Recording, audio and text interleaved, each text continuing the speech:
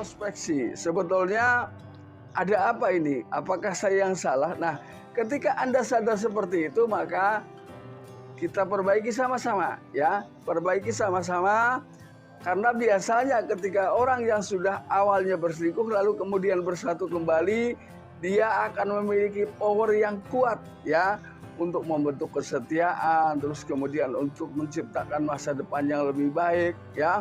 Banyak alasan, ya, ketika memang mungkin istri selingkuh tanpa sepengetahuan suami karena suami kurang memberikan cukup secara materi barangkali. Nah, namun ketika si istri ini mau jujur, ya, terus kemudian si suami mau berusaha, maka kehidupan pun akan membaik dan keharmonisan akan didapat. Nah, ini ketika bicara masalah materi. Namun ketika bicara soal kesetiaan, memang iya, ya, jangan sampai kita mengharap setia dari orang lain, tapi kita tidak pernah peduli dengan apa yang mereka harapkan.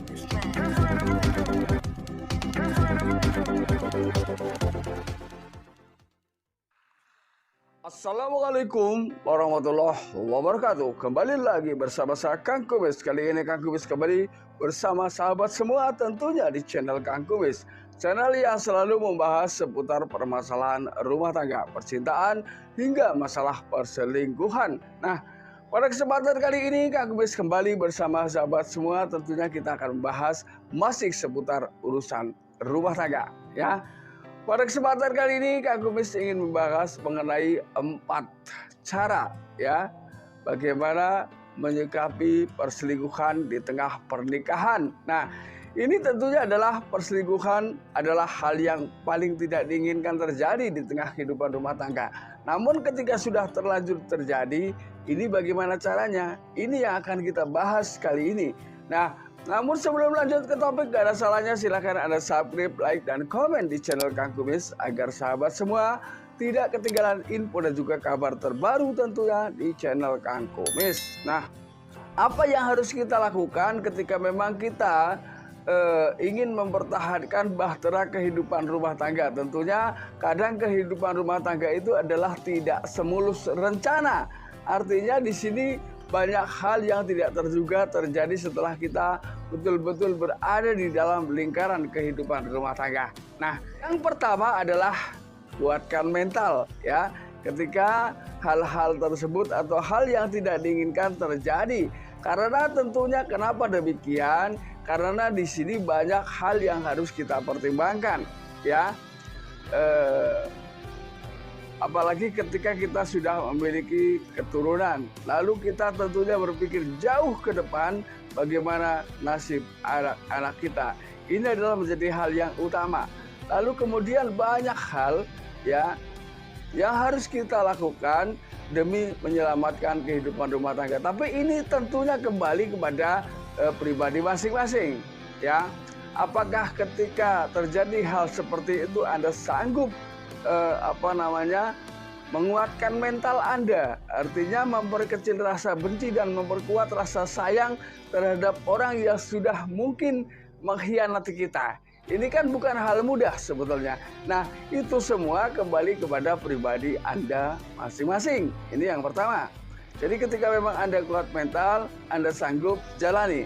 Namun ketika tidak, silahkan cari solusi ini. Lalu kemudian yang kedua, setelah Anda yakin bahwa memang pasangan kita melakukan hal yang tidak diinginkan, artinya mungkin berselingkuh atau berbohong terhadap kita, paparkan bukti-bukti. Jadi selama ini Anda diam untuk menguatkan mental, menyabarkan diri, ini bukan berarti Anda harus diam begitu saja, tapi bagaimana Anda caranya mencari fakta di tengah kehidupan rumah tangganya. Karena tanpa itu semua sulit, ya, kita berusaha melerai sebuah perselingkuhan. Karena tanpa dasar awal, orang itu akan ngeyel, ya, bahkan akan pandai berkilah dan bisa jadi menuduh Anda, ya, menuduh pasangan lah yang berselingkuh, jadi bukan dia ini. Namun ketika kita memang betul-betul memiliki bukti yang cukup, maka paparkan bukti-buktinya. Yang pertama, siapa tahu dia dengan apa yang kita lakukan ini menyadari. Yang kedua, dia mulai menyadari dan paham betul bahwa hal yang ia lakukan ini bukanlah hal yang baik di tengah kehidupan rumah tangga. Karena sebagai seorang istri tidak pantas berbuat setia kecuali kepada pasangan tercinta. Ini tentunya. Yang ketiga adalah jangan menyalahkan pasangan. Karena kita harus tahu persis kenapa pasangan kita melakukan hal yang bersifat perselingkuhan. Jangan-jangan itu adalah merupakan imbas perbuatan apa yang selama ini kita lakukan tanpa sepengetahuan kita. Mungkin kita kurang memberikan hal-hal yang terbaik untuk pasangan kita tercinta, bisa jadi ya. Tentunya kita harus juga mulai introspeksi. Sebetulnya ada apa ini? Apakah saya yang salah? Nah, ketika Anda sadar seperti itu, maka kita perbaiki sama-sama ya. Perbaiki sama-sama. Karena biasanya ketika orang yang sudah awalnya berselingkuh lalu kemudian bersatu kembali, dia akan memiliki power yang kuat ya untuk membentuk kesetiaan, terus kemudian untuk menciptakan masa depan yang lebih baik ya. Kan banyak alasan ya. Ketika memang mungkin istri selingkuh tanpa sepengetahuan suami karena suami kurang memberikan cukup secara materi barangkali. Nah, namun ketika si istri ini mau jujur ya, terus kemudian si suami mau berusaha, maka kehidupan pun akan membaik dan keharmonisan akan didapat. Nah, ini ketika bicara masalah materi.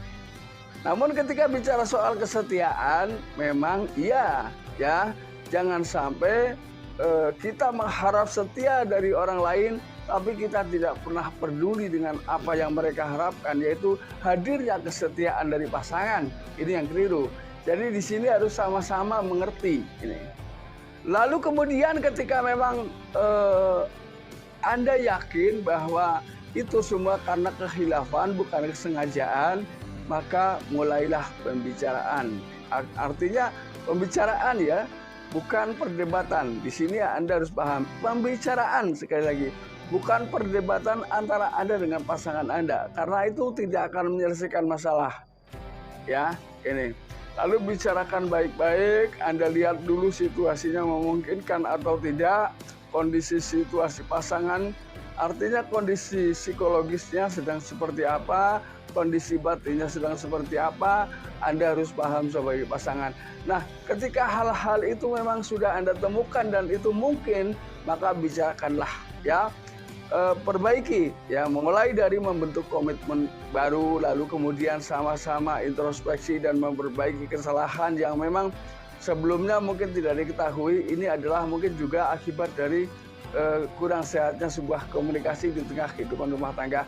Nah, sahabat, itulah yang dapat Kang Kumis sampaikan. Mudah-mudahan hal yang pendek ini bisa bermanfaat panjang buat Anda semua. Dan akhir kata, salam harmonis bersama Kang Kumis. Wabillahi taufiq wal hidayah. Wassalamualaikum warahmatullahi wabarakatuh dan terima kasih.